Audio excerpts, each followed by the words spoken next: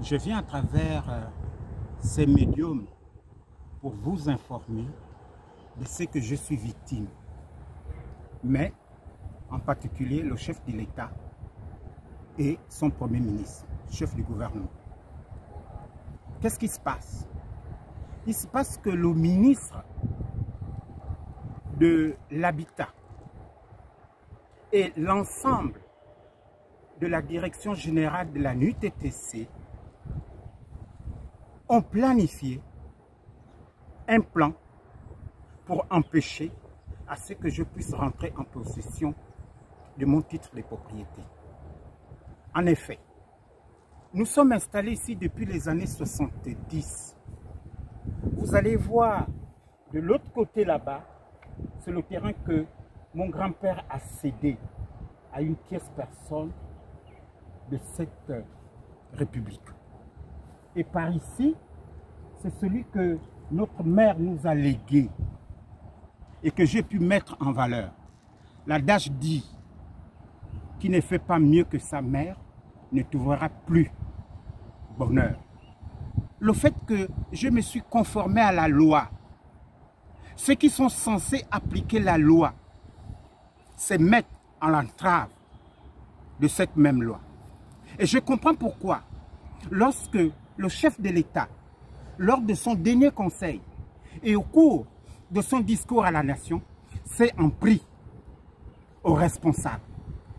Il s'est fâché parce que plein de plaisanteurs et que sa politique n'est pas mise en exécution comme il le désire pour pouvoir satisfaire à la population qui l'a fait confiance. Oui, Monsieur le Président, je voudrais demander à Madame le Premier ministre, qui est chargée d'appliquer votre politique, afin qu'il recadre ou bien qu'il demande à son ministre de l'Habitat, Monsieur Olivier Abel Nan Ekomi, de démissionner et qu'il vienne s'expliquer pourquoi il empêche quelqu'un qui veut se conformer à la loi de rentrer en possession de son titre de propriété. Alors que ce dernier m'a demandé de mettre en valeur ce terrain et que j'ai mis plus de 100 millions de francs. Et il est le premier à m'empêcher, malgré les engagements pris auprès des services de police judiciaire de la DGR. J'ai tous les documents. Il va, Monsieur le Président, cette affaire est au pied de votre famille parce que j'ai découvert que le défunt chef de l'État avait été mis en erreur sur une partie de terrain de mon grand-père.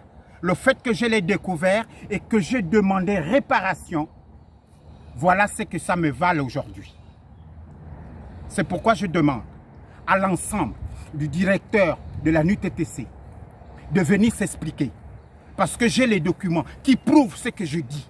Et je suis responsable des actes et des paroles que je suis en train d'avancer parce que j'ai les documents qui prouvent que le président défunt El Hadji Omar Bongo Ondimba a été mis en erreur et qu'on a demandé que je me trouvais dans le terrain du jardin botanique alors que je ne l'étais pas.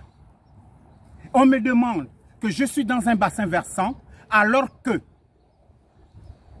l'entité responsable qui gère les bassins versants sous la tutelle du ministère des Travaux publics donne le contraire. J'ai les documents avec moi.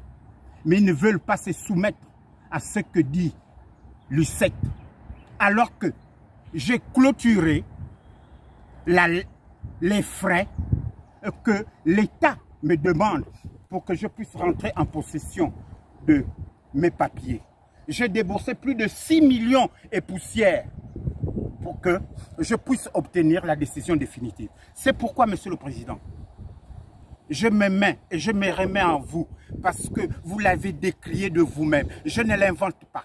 C'est vous-même qui avez décrié ce que fait aujourd'hui l'administration gabonaise. Il n'y a pas que les forces de l'ordre, mais il y a aussi les responsables politiques qui font aussi le désordre. C'est pourquoi je demande au ministre et à l'ensemble de la direction générale de la NUTTC de démissionner et de venir s'expliquer et vous dire et demander aussi, Monsieur le Président, afin que vous soyez au courant de ce qui se passe dans mon terrain, parce qu'il y a un membre de votre famille qu'on risquerait d'être cité, qui est en train de vouloir l'acquérir normalement par les voies légales en République gabonaise. C'est pourquoi je demande, Monsieur le Président, que vous convoquiez toutes les personnes qui ont participé à l'élaboration de tous mes documents, afin que vous puissiez être au courant de la véracité de ce que je dis. J'en ai terminé. Merci, Monsieur le Président.